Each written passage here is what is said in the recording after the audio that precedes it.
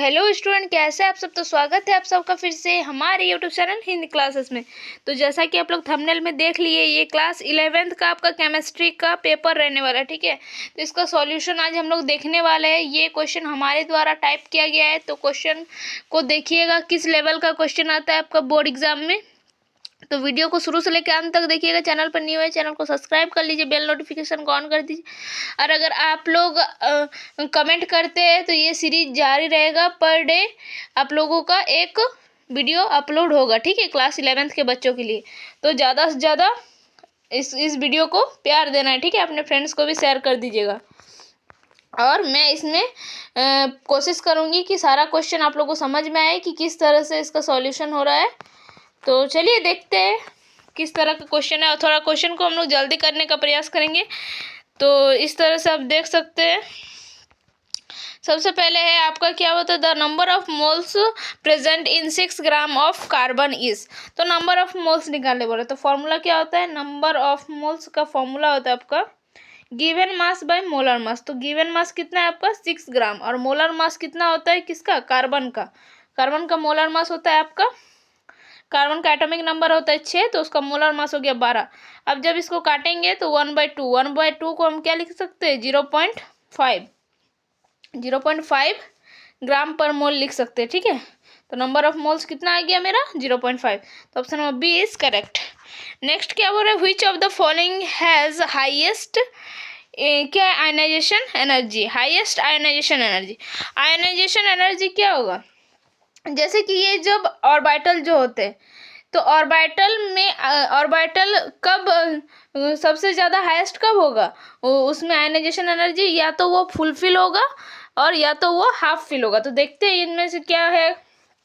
तो हम जानते हैं, चलिए देखते हैं हम पहले इसका। ठीक है, नाइट्रोजन का। तो नाइट्रोजन का क्या होता है आपका, ये एटॉमिक नंबर 7।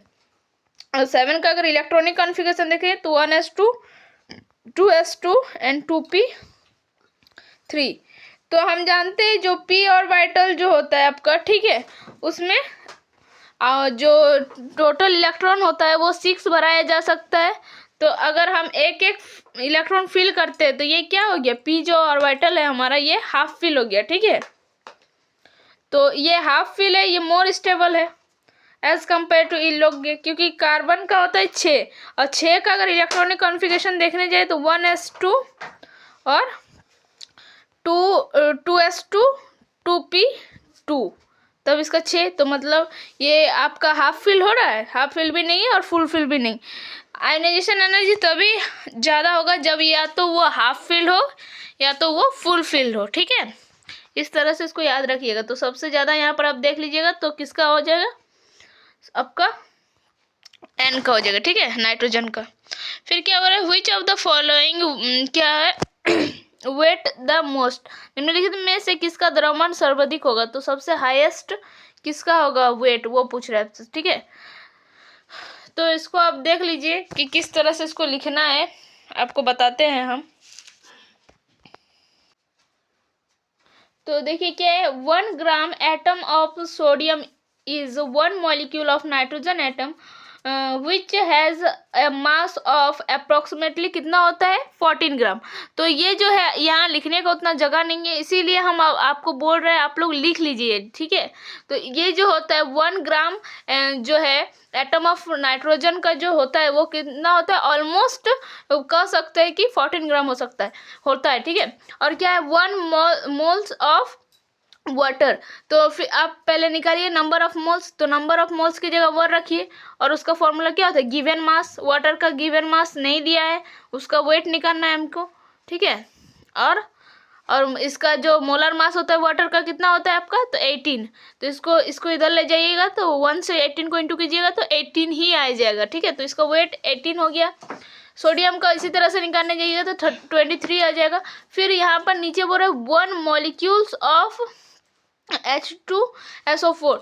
तो ये जो इसका जो होगा, इसका जो आप निकालने जाइएगा नंबर ऑफ मोल्स, इसको डिवाइड देना पड़ेगा आपको किससे पता है, इसका नंबर ऑफ मोल्स को डिवाइड देना पड़ेगा 6.022 इंटू 10⁻23 से। ठीक है, तो इसका जो आंसर हो जाएगा वो 1 मोल ऑफ Na हो जाएगा, जो कि 23 होगा सबसे ज़्यादा।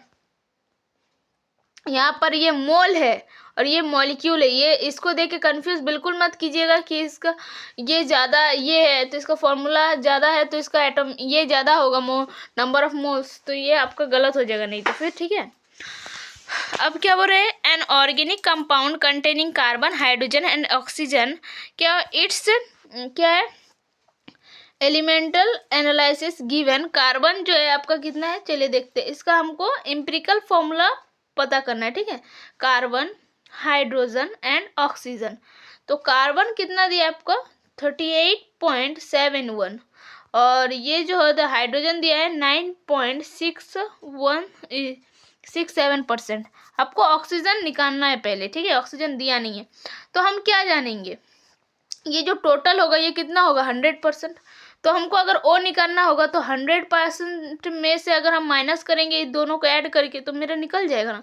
तो इसको अगर हम ऐड करने जाएंगे ना तो पता है ये कितना आने वाला है, तो आपका 48.38 आ जाएगा, ठीक है, 48.38। जब इसको हम माइनस करने जाएंगे तो ये आपका पता है कितना आ जाएगा 51.62। करके देखिए, ठीक है।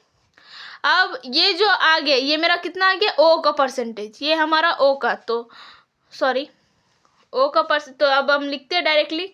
मेरा कार्बन कितना था, तो कार्बन मेरा दिया हुआ है आपका 38.71%, और मेरा दिया है हाइड्रोजन 9.67%, और अब मेरा ऑक्सीजन कितना दिया है आपका, निकाले हम अभी 51.62%।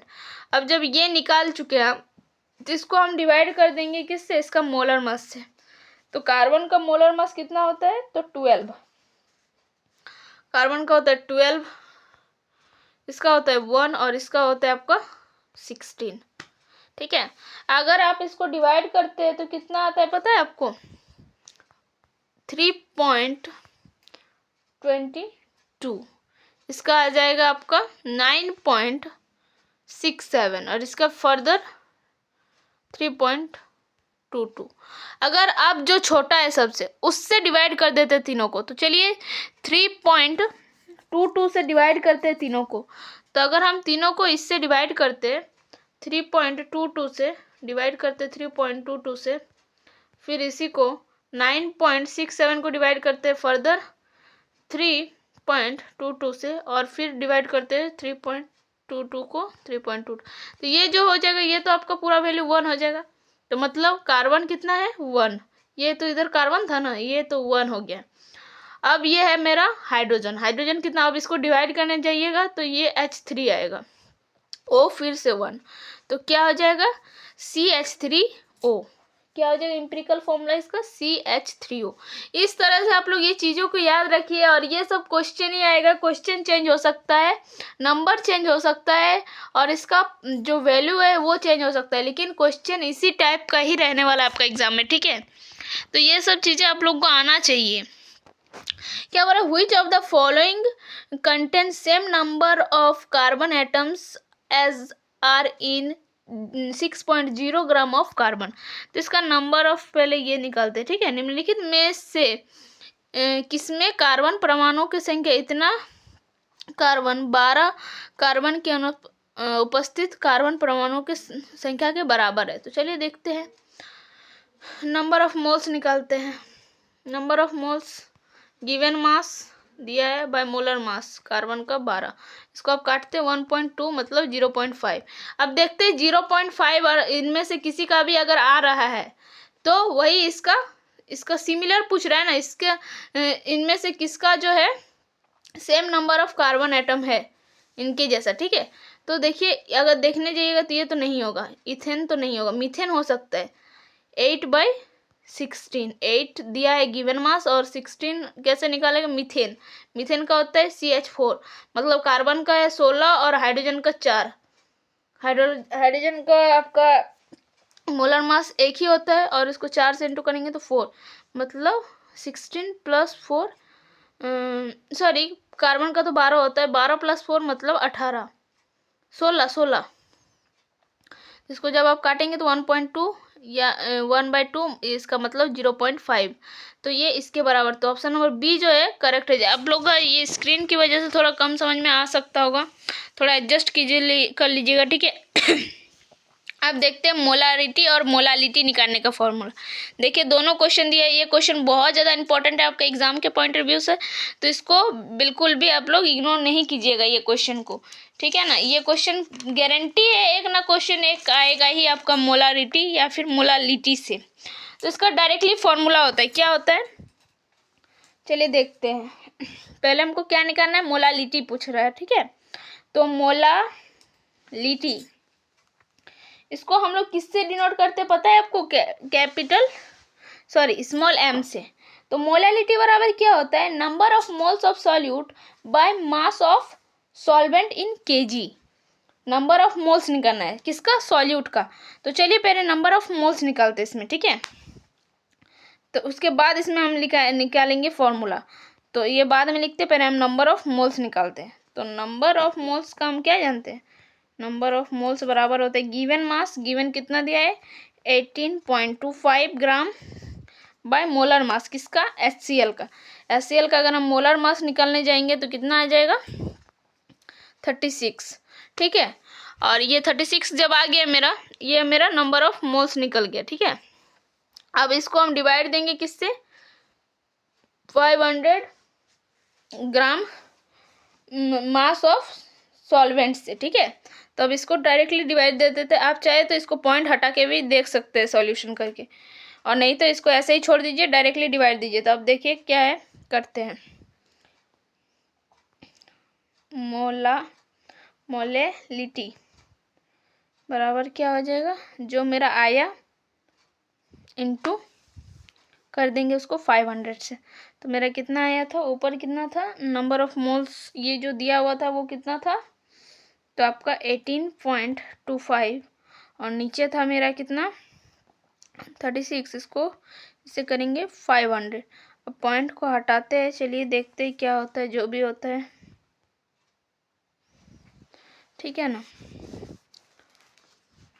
चलिए इसको सॉल्व करते हैं, उसके बाद बताते हैं कितना आंसर आ रहा है।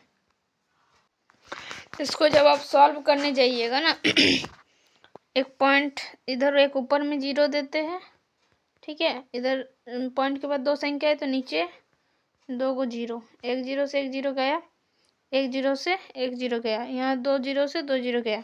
अब बचा क्या, 5 बचा नीचे, और 36 ये 3 बार में कटा। तब चलिए इसको 5 का पास पहले काटते हैं, 5 एकम 5, 5 एकम 5, 5 चौक 30, देन क्या हुआ 5 पच्चे 25, और इसको फिर काटते हैं। देखिए फिर से ये कटेगा, अगर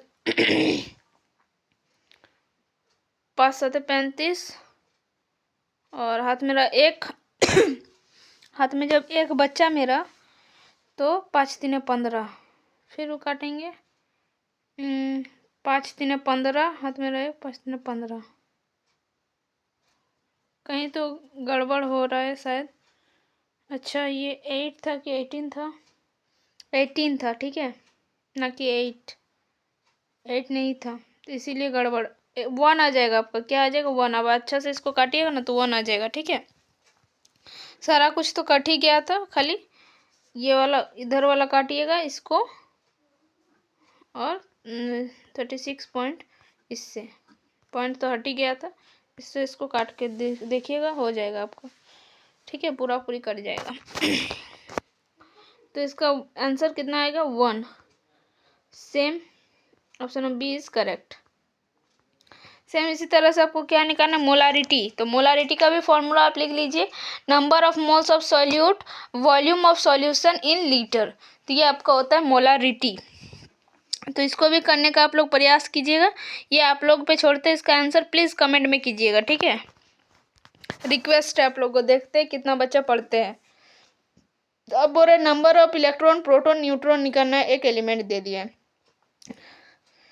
एक्स आपका कोई एक एलिमेंट है, ठीक है।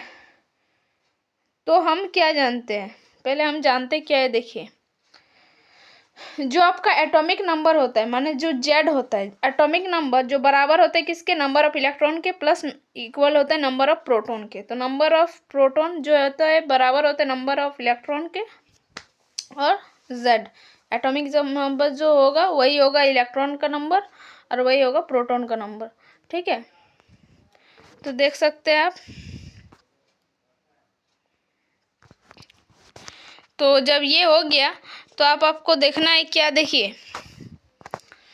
तो अब जब हम जानते हैं तो हम क्या लिख सकते हैं, तो जो मेरा मास नंबर होता है, मास नंबर को हम ए से डिनोट करते हैं। तो मास नंबर बराबर क्या होता है, number of proton plus number of neutron. तो नंबर ऑफ प्रोटॉन क्या बोले, जो उसका एटॉमिक नंबर है वही नंबर ऑफ प्रोटॉन है, मतलब ये उसका नंबर ऑफ, ये है 89 जो है उसका क्या है, नंबर ऑफ प्रोटॉन है, और न्यूट्रॉन पता नहीं है, निकालना है। और मास नंबर तो ऊपर वाला है 231, इसको जब इससे माइनस कीजिएगा तो कितना आ जाएगा 142।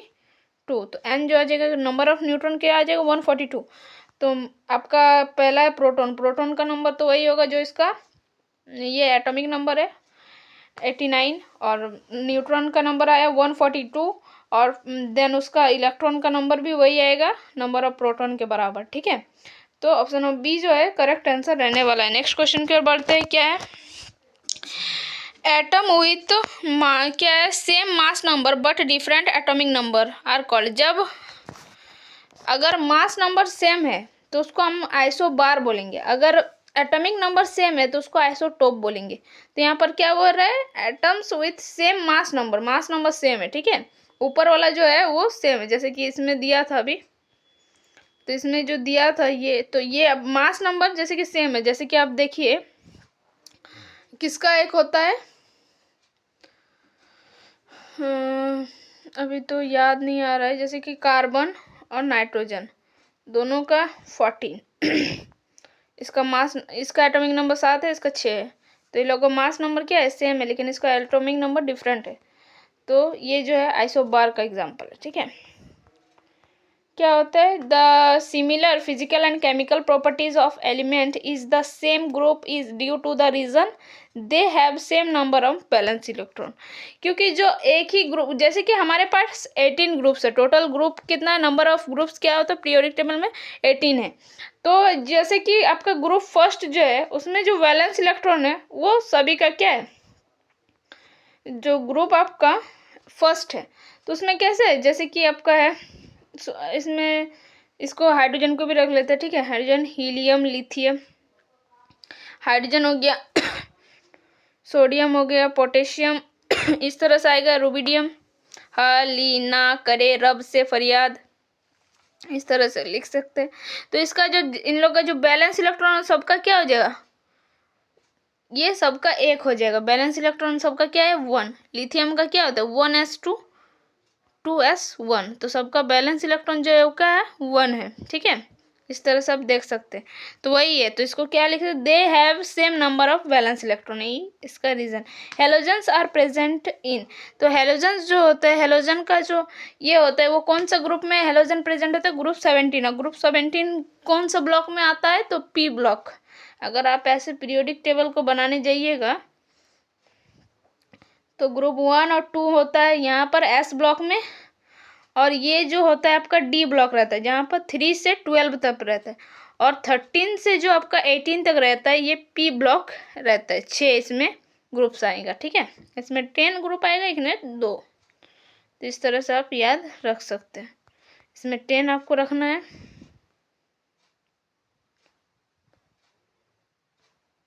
इसमें। ठीक है, और इसमें 6, तो इस तरह से इसको रखना। तो ये P block elements, P block का एलिमेंट है हेलोजन्स। क्या होता है, मैग्नेटिक क्वांटम नंबर स्पेसिफिक्स क्या होता है, ओरिएंटेशन ऑफ ऑर्बिटल्स। तो इसका कौन सा हो जाएगा, option number C is correct answer. Next question की ओर देखते हैं, Which one of the following state of ions represent a collection of electronic species. Isoelectronic के मतलब होता है जिसमें सेम नंबर ऑफ इलेक्ट्रॉन्स हो, उसको आइसो इलेक्ट्रॉनिक। इसमें जो आपके जितने भी एलिमेंट्स दिया हुआ है उनका सबका एटॉमिक नंबर दिया हुआ है, ठीक है। जैसे कि फ्लोरीन का होता है 9 एटॉमिक नंबर, तो वही सबका दे दिया है। तो जैसे देखिए इसका सेम आप बोल रहा है कि कौन सा जो है आइसो इलेक्ट्रॉन्स जो है वो इनमें से कौन सा जो ये है वो सेम मतलब आइसो इलेक्ट्रॉनिक है, मतलब सेम नंबर ऑफ इलेक्ट्रॉन है उसमें। तो जैसे कि देखिए ऊपर वाला सबसे पहला देखते हैं क्या है, पोटेशियम। पोटेशियम का होता है, पोटेशियम का कितना होता है आपका 18, सॉरी क्या बोले हम, पोटेशियम। पोटेशियम का कितना होता है एटॉमिक नंबर 19।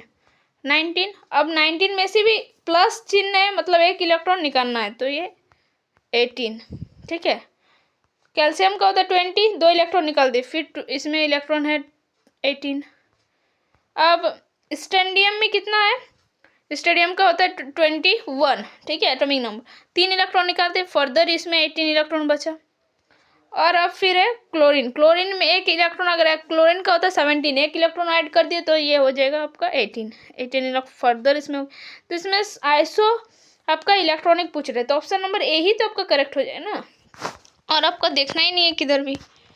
फिर क्या होता है, the electrons of the same orbital can be distinguish by the spin quantum number. किसके द्वारा ये होता है, स्पिन क्वांटम। जैसे कि एक कोई मेरा ऑर्बिटल है जिसमें एक ऊपर तरफ जाएगा स्पिन, एक नीचे तरफ, तो एक आपका हो गया, तो एक को क्या बोलते हैं, हाफ बोलते हैं, प्लस हाफ, एक माइनस हाफ, है ना। यही तो आपका स्पिन क्वांटम नंबर में डिफाइन करता है ना। तो आप इस तरह से देख सकते हैं। अब वेवलेंथ निकाल क्या है, देखिए de Broglie wavelength associate with it, इसका फॉर्मूला आपको जानना पड़ेगा। मास दे दिया है और moving with A velocity of 100 क्या है मीटर पर second, the wavelength of de Broglie क्या है वेव एसोसिएट विथ इट। तो वेवलेंथ निकालना है, तो वेवलेंथ का फॉर्मूला क्या होता है डी ब्रोगली में। तो चलिए इसको देखते हैं किस तरह से करना है। h जो कि कांस्टेंट है, m mass into velocity. h का वैल्यू देखिए दिया है कितना है 6.63 इंटू 10⁻⁻34। m कितना है आपका mg में दिया है मास, ठीक है। तो इसको आपको पहले kg में कन्वर्ट करना पड़ेगा, तो मतलब 10 इंटू 10⁻⁻6 kg, और आपका वेलोसिटी दिया है 100। अब इसको ऊपर नीचे ले जाते हैं और इसको सॉल्व करने का प्रयास करते हैं।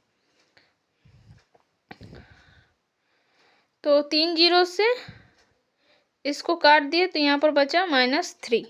अब -3 ऊपर जाएगा तो +3, मतलब देखिए 6.63 इंटू 10⁻39 ये 34 इंटू 10⁻, ये -3 ऊपर जाएगा तो +3। अब -34 में से +3 गया तो क्या बचा 10⁻31, और ये तो हो गया वही 6.63। तो कौन सा ऑप्शन में दिख रहा है 6.63 इंटू 10⁻31, ऑप्शन नंबर सी। देखिए तो ये आपका करेक्ट रहने वाला है। थोड़ा सॉल्यूशन कर रहे, थोड़ा लेट तो होगा ही, तो आप लोग लेकिन प्लीज़ देखिए इसको अच्छा से, आप लोग के लिए ही बहुत ज़्यादा बेनिफिशियल रहने वाला है ये, ठीक है। आप लोग क्वेश्चन को जब क्वेश्चन को कितना कर रहे हो ये नहीं मायने रखता है, ठीक है। क्वेश्चन को कितना समझ के कर रहे हो ये मायने रखता है। तो इसीलिए कम क्वेश्चन करो, लेकिन जितना करो उसको ऐसा करो कि जैसे उससे अगर रिलेटेड कुछ भी क्वेश्चन दो तो आपका क्वेश्चन छूटे ना, ठीक है ना। तो इस तरह से करिए क्वेश्चन को। Which of the following determine the atomic number of the atom. इनमें से कौन सी परमाणुओं के परमाणु संख्या को निरूपित करता था। हम कैसे क्या बोले अभी थोड़ा देर पहले ही बताए थे हम, जो आपका एटॉमिक नंबर होता है, एटॉमिक नंबर कोई भी जो एलिमेंट हो उसका जो एटॉमिक नंबर, जिसको हम लोग किससे डिनोट करते हैं जेड से, वो किसके बराबर होता है नंबर, जो आपका इलेक्ट्रॉन का नंबर होता है या फिर जो आपका प्रोटॉन का नंबर होता है। तो क्या है वही पूछ रहे हैं। तो इनमें से कौन सा जो है कौन डिटरमाइन करता है किसको एटॉमिक नंबर को, तो number of electron and number of proton. हाँ तो ऑफ कोर्स यही हो जाएगा, नंबर ऑफ प्रोटॉन ओनली, ऐसा तो नहीं है नंबर ऑफ इलेक्ट्रॉन नहीं, नंबर ऑफ प्रोटॉन और न्यूट्रॉन, न्यूट्रॉन तो बिल्कुल भी नहीं। तो ऑप्शन नंबर सी सबसे करेक्ट लग रहा है, तो सी करेक्ट हो जाएगा। क्या है? Number of unpaired electron in an के पावर +2 सॉरी। तो पहले एन, ये जो अब नाइट्रोजन का इलेक्ट्रॉनिक कॉन्फ़िगरेशन देखेंगे तो 1s2 2s2 और 2p कितना होता है 3। तो ये हाफ फील्ड है, ठीक है।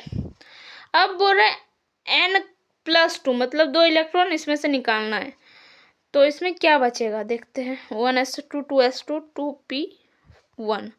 तो आपका जो अनपेयर्ड इलेक्ट्रॉन है, नंबर ऑफ अनपेयर्ड इलेक्ट्रॉन कितना है 1 नाइट्रोजन +2 में तो 1, ठीक है। और अगर पूछता ना आउटर मोस्ट सेल में कितना है तो वो भी 1 ही होता है, ठीक है। तो इसका ऑप्शन नंबर बी हो जाएगा 1। फिर क्या बोल रहा है देखिए, a vessel of 120 ml capacity क्या contain a certain amount of gas at आपका कितना टेम्परेचर है 35 degree Celsius and 1.2 bar pressure. The gas of transfer to another vessel, इस गैस को ट्रांसफर किया जा रहा है अनदर विसल में, जो कि वॉल्यूम बढ़ के कितना हो जा रहा है 180 ml हो जा रहा है। टेम्परेचर कांस्टेंट रह रहा है। अब टेम्परेचर जहाँ कांस्टेंट होता है वो कौन सा लॉ होता है तो बॉयल्स लॉ होता है, ठीक है। और तो प्रेशर पूछ रहा है तो इसका फॉर्मूला होता है V1P1 इक्वल टू होगा V2P2। तो V1 पहला का कितना है 120 और प्रेशर कितना था 1.2। V2 बढ़ के कितना हो गया 180। तो आपको पूछ रहा है प्रेशर कितना होना चाहिए यही पूछ रहा है ना। तो V2 पूछ रहा है, ये P2 पूछ रहा है, प्रेशर कितना हुआ। तो इसको आप इधर लाइए और इसको जब सॉल्व करते हैं 120 इंटू 1.2 बाई 180 किसका है P2 का। इसको जब आप करते हैं 1 0 से 1 0 गया 12 12 12 12 15 बार में चल गया 180। फिर इसको अगर हम काटते हैं तो 4 क्या 3 4 जा 12 3 5 जा 15 4/3। इसको अगर हम पॉइंट में लाएंगे तो 0.8 बार हो गया क्या P2 का। तो ऑप्शन नंबर ए करेक्ट। इस तरह से वो ये फॉर्मूला से निकाल सकते क्या है। The law which state that the constant temperature, मैं अभी बताया constant temperature the volume of a given mass of gases is inversely proportional to the pressure is called. तो बॉयल्स लॉ क्या होता है, तो बॉयल्स लॉ अभी बताए जस्ट, जो बॉयल्स लॉ में होता है आपका वॉल्यूम जो होता है वो इनवर्सली प्रोपोर्शनल होता है प्रेशर का, ठीक है। और इसमें टेम्परेचर जो है वो कांस्टेंट होता है, कांस्टेंट। चार्ल्स लॉ में क्या होता है वॉल्यूम जो है वो डायरेक्टली प्रोपोर्शनल होता है किसके टेम्परेचर के, प्रेशर कांस्टेंट। और कंबाइन लॉ जो होता है आपका क्या होता है, तो कंबाइन जो लॉ होता है वो आपका क्या होता है, तो इसको बताना पड़ेगा आपको। तो कंबाइन लॉ आपका होता है V जो है डायरेक्टली प्रोपोर्शनल होता है T/P के, तो टेम्परेचर बाय प्रेशर का। और लास्ट वाला जो होता है आपका एवोगाड्रो लॉ, तो उसमें क्या होता है जो V है आपका वो डायरेक्टली प्रोपोर्शनल होता है नंबर ऑफ मोल्स के। इसमें V डायरेक्टली प्रोपोर्शनल है नंबर ऑफ मोल्स, और इसमें कंबाइन लॉ में क्या है V डायरेक्टली प्रोपोर्शनल है टेम्परेचर बाय प्रेशर के। तो ये सारा लॉ को हम डिफाइन कर दिया, आपको याद रखना ही चाहिए। An ideal gas is one which away the gas law under a few selected experimental condition. ऐसा तो नहीं कुछ विशेष प्रयोग अवस्था में। आइडियल गैस किसको बोलेंगे, जो सभी प्रयोगों की अवस्था में क्या करें उसका पालन करें, सभी प्रायोगिक अवस्थाओं में वो काम आए, ठीक है। तो उसी को बोलेंगे ideal gas. All experimental condition, तो इसका कौन सा हो जाएगा ऑप्शन नंबर बी, उसी को आइडियल बोलेंगे ना, आदर्श गैस। क्या the total pressure of a mix of two gases is, तो टोटल प्रेशर जो होता है वो P जो टोटल होता है, टोटल P जो होता है वो क्या होता है P1 + P2। तो क्या है the sum of partial pressure of gases, जोड़ेंगे जितना का पार्शियल प्रेशर होगा उसको जोड़ेंगे तो वो टोटल प्रेशर के इक्वल होगा। तो टोटल प्रेशर इक्वल टू क्या हो जाएगा the sum of the partial pressure of gases. Option number A is correct. Next question की ओर बढ़ते हैं। क्या है देखिए, 4.4 gram of gas at STP occurs a volume of आपका क्या है 2.24 litre the gas can be. तो इसको देखिए किस तरह से करना है। तो ये जो क्वेश्चन है, ये एक क्वेश्चन आप लोग को देते थे, प्लीज़ आप लोग इसको देखिए कि ट्राई करिए कि सॉल्व कर पाते हैं कि नहीं। अगर नहीं कर पाते तो इसका आंसर मैं बता दे रही हूँ, इसका हो जाएगा CO2, लेकिन आपको सॉल्व करके हमको बताना है किस तरह से आया, ठीक है। नेक्स्ट क्वेश्चन की ओर बढ़ते हैं। क्या है, the displacement of electron in a multiple bond in the presence of attacking reagent is called. अगर क्या मल्टीपल बॉन्ड मतलब होता है डबल बॉन्ड, जो डबल बॉन्ड है या ट्रिपल बॉन्ड है उसका क्या होता है डिस्प्लेसमेंट, एक जगह से दूसरे जगह जा रहा है बाय द किसके प्रेजेंस में, किसकी वजह से, अटैकिंग रिएजेंट की वजह से।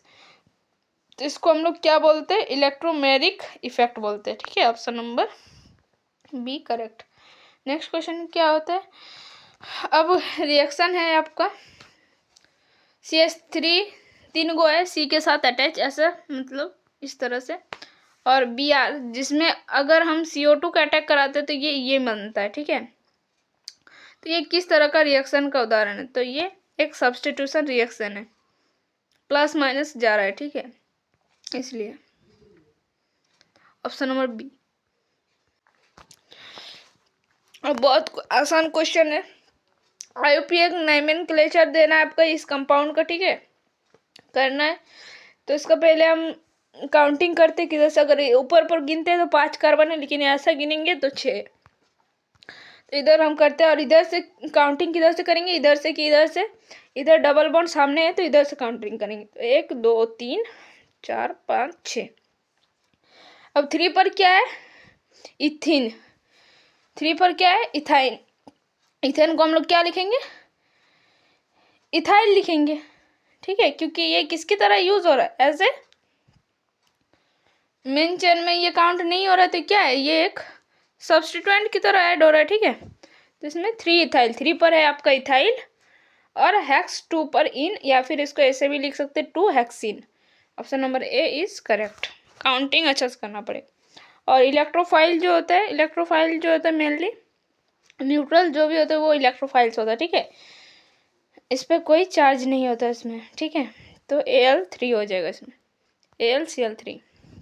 और ये किसका इलेक्ट्रॉनिक कॉन्फ़िगरेशन है, तो देखिए आर्गन का होता है 18, एक प्लस 19, और इसमें D10 है, मतलब 10, 19 और 10 29, तो कॉपर का, इस तरह से देख सकते हैं। अब क्या बोलते हैं, correct order of carbocation stability. Carbocation 3 degree carbocation more stable होता है as compare to 2 degree, 1 degree and 0 degree. तो 3 डिग्री सबसे हाई होता है, 3 डिग्री कार्बोकैटायन जो होता है वो मोर स्टेबल। तो ऑप्शन नंबर ए ही हो जाएगा, सबसे ज़्यादा ये स्टेबल है, फिर ये, फिर ये, फिर ये। Option number A is correct.